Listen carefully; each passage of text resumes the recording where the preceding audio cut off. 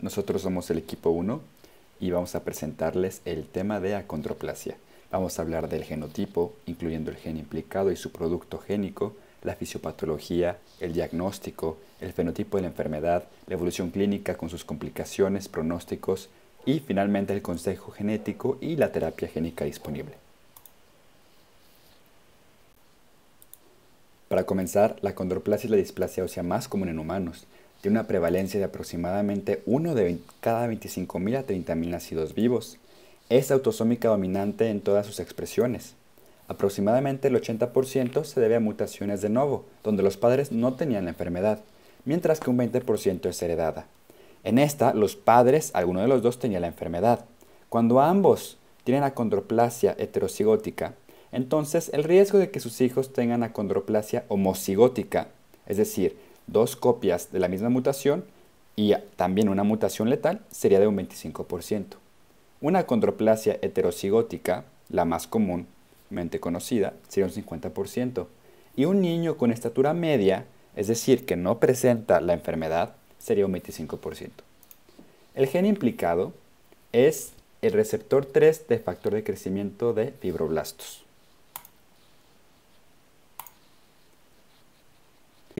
Su localización.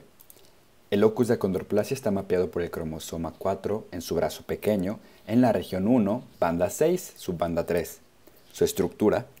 Este receptor codifica uno de los 4 receptores relacionados al factor de crecimiento de fibroblastos en los mamíferos, nombrados del 1 al 4. Tiene un dominio extracelular con 3 regiones tipo inmunoglobulinas de unión al ligando, tiene un dominio transmembrana y tiene un dominio intracelular con un subdominio de tirosina sinasa.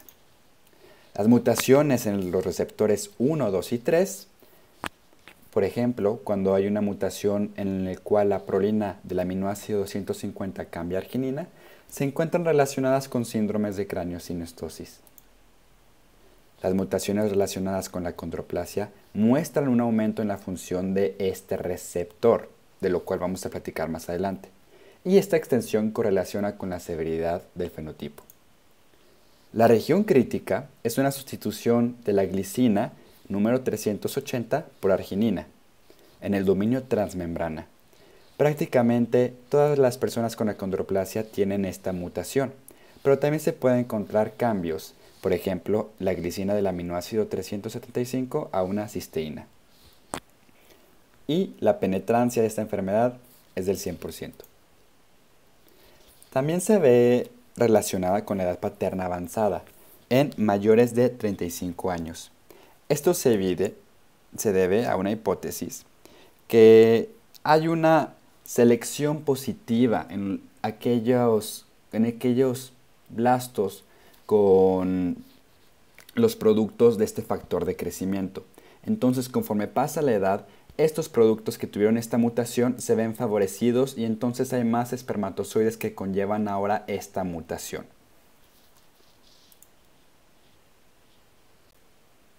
Para entender la patología, tenemos que saber que el receptor relacionado con el factor de crecimiento de fibroblastos 3 es uno de los reguladores fisiológicos del crecimiento óseo lineal.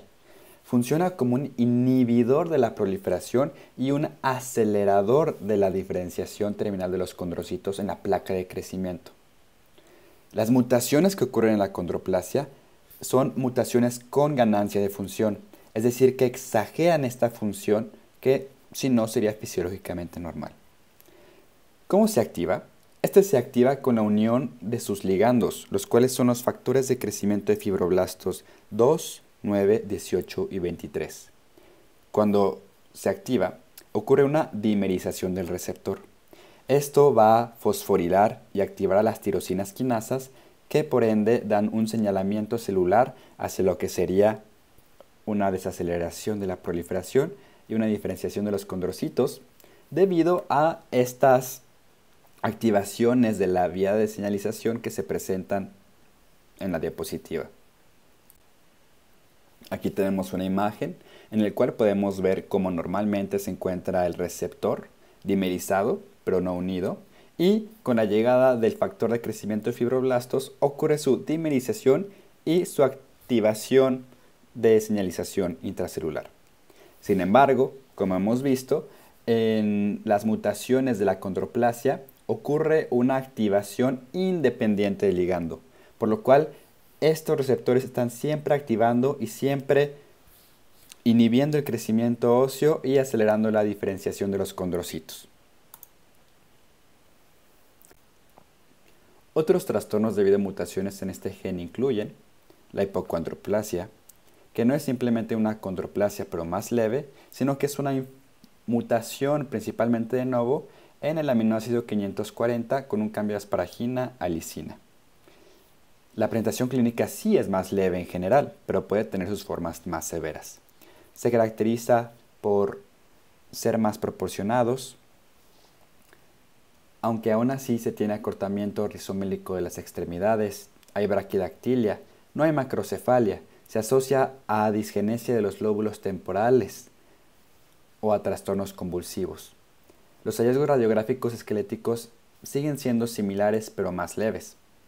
También tenemos la acondroplasia severa con retraso en el desarrollo y acantosis nigricans. Cabe mencionar que por el hecho de tener una mutación en el receptor, se va a encontrar una mayor prevalencia de acantosis nigricans en todos los tipos de acondroplasia. También se encuentra la displasia tanatofórica, que es usualmente letal, tiene características similares a la acondroplasia normal, pero más severas. Y existen dos tipos, cada una con sus propias mutaciones. Y finalmente la pseudoacondroplasia, la cual es una displasia esquelética de herencia autosómica dominante también. Resulta de mutaciones en el gen que codifica para la proteína de matriz oligomérica del cartílago, COMP, y se descubre normalmente hasta que los niños comienzan con dificultades para caminar y generan una marcha de pato.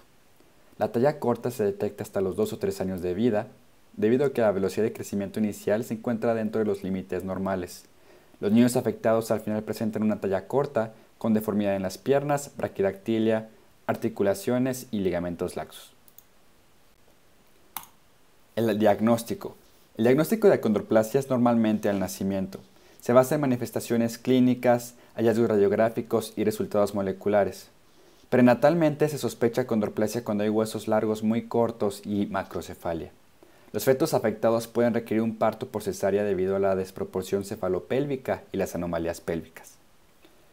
Las radiografías de tórax AP y de pelvis muestran una falta de ensanchamiento interpeduncular de los cuerpos vertebrales, anomalías ilíacas que normalmente van a ser una pelvis cuadrada, un acetábulo horizontal y una lucidez muy característica en la porción proximal del fémur. También acortamiento de los huesos largos con anomalías metafisiales. Las radiografías de manos van a mostrar acortamiento, braquidactilia y la característica una deformidad en tridente.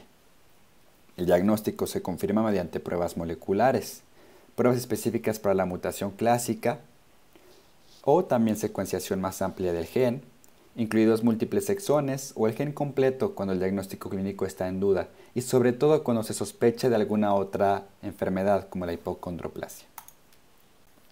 ¿Cuáles son las características principales del fenotipo? Pues en primer lugar, una baja estatura, que no es una característica constante en los bebés, pues pueden tener longitudes dentro del rango normal. Extremidades cortas y desproporción rizomélicas. Rizomélicas hacen referencia a las articulaciones proximales de la cadera y de los hombros. Esta gravedad puede ser variable. También se encuentran pliegues cutáneos redundantes. Macrocefalia, con una protuberancia frontal y parietal y una fontanela anterior que puede cerrar hasta los 5 o 6 años. Retorsión facial debido a un subdesarrollo de los huesos cartilaginosos de la cara. Un pecho pequeño, pero asimismo tiene costillas demasiado laxas, lo cual puede dar un movimiento paradójico con inspiración y puede confundir diagnósticos. Cifosis toracolumbar, que no se presenta en el nacimiento, pero se va desarrollando con la edad. Una hiperlordosis lumbar cuando se comienza a caminar. Una extensión de codo limitada de aproximadamente 20 a 60 grados. Dedos cortos y pues la configuración antes dicha de tridente de las manos. Caderas y rodillas hipermóviles que nos van a dar complicaciones después. Inclinación del segmento mesial de las piernas de la primera infancia y la cual puede progresar. Y finalmente, hipotonía, lo cual le da a estos bebés una característica particularmente de plácidos. Existe un mayor riesgo de muerte prematura relacionado con muertes súbitas inesperadas de la infancia y también al parecer con complicaciones cardiovasculares de la edad adulta.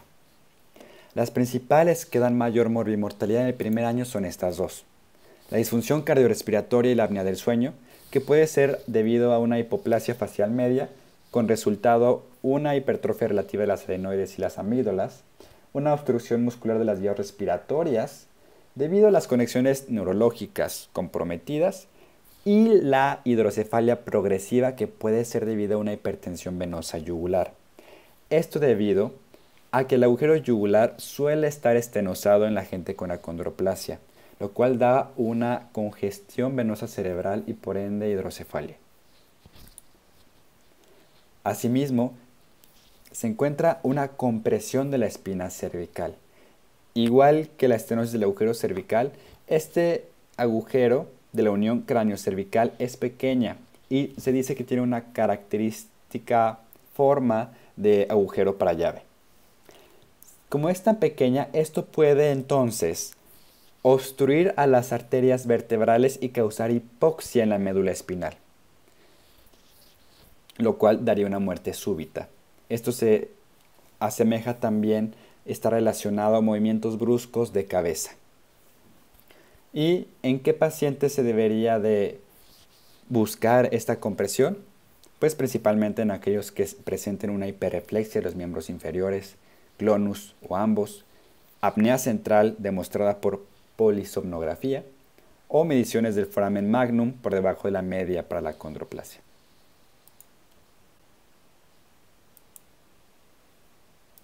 Asimismo, debido al subdesarrollo del tercio medio facial, las trompas de Eustaquio son cortas, la faringe es pequeña y las amígdalas y las adenoides son grandes para el espacio disponible, por lo que la otitis media es común en los bebés.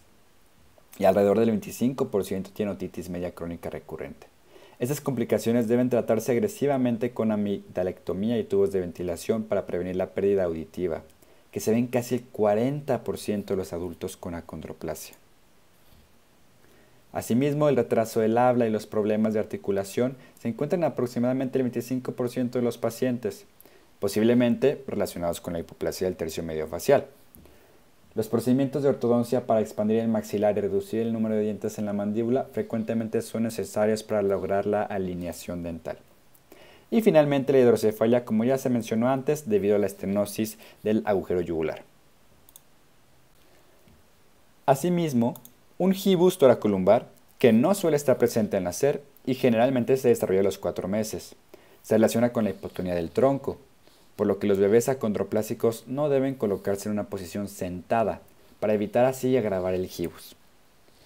El 10% de los pacientes presentan arqueamiento tibial que progresa durante la infancia, afectando al 42% de los pacientes adultos. Algunos de los arqueamientos se relacionan con el crecimiento excesivo del peroné.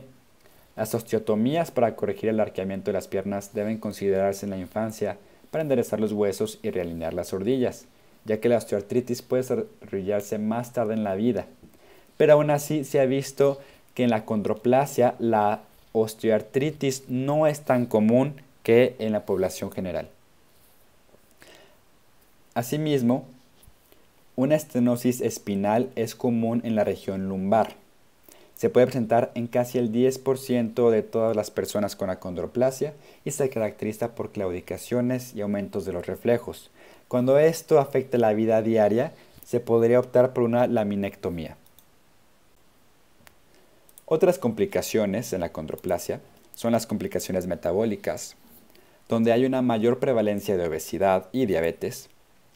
En cuanto a las complicaciones reproductivas, debido a que el tórax suele ser de proporciones normales, se puede llevar a un parto a término, pero se requiere una cesárea debido a la pelvis pequeña. Finalmente, el desarrollo neurocognitivo, la esperanza de vida y el retraso de la calidad de vida. Los niños con acondroplasia tienen un desarrollo principalmente motor retrasado y pueden tener un coeficiente intelectual bajo. Las tasas de mortalidad aumentan en todas las edades y se debe principalmente a enfermedades cardiovasculares, pero aún se está viendo si esto es debido a la expresión del receptor del factor de crecimiento relacionado a fibroblastos 3 en el corazón o principalmente debido a la obesidad y a la diabetes. En cuanto al pronóstico de la acondroplasia, la mayoría de las personas tendrán una esperanza de vida normal o casi normal, en promedio 10 años menor que la población general.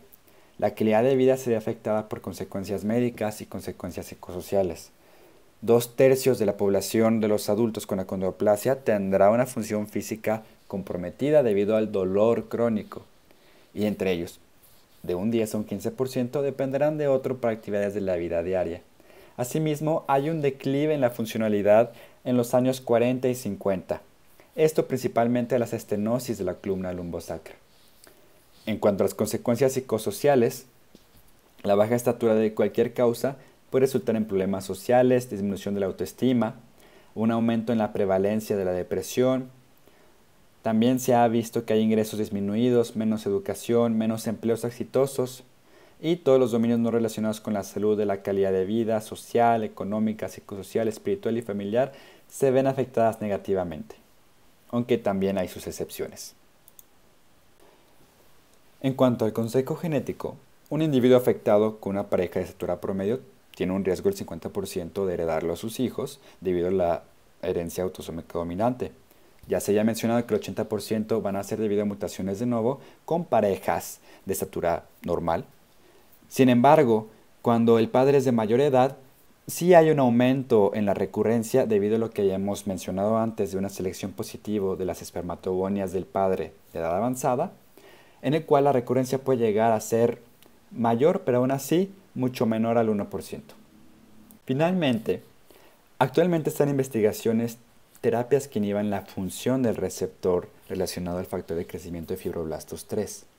Algunos ejemplos son el péptido natriurético tipo C, que se ha identificado como un regulador del efecto del receptor en las epífisis de crecimiento, y se ha visto revertido el fenotipo de acondroplasia en modelos de ratón.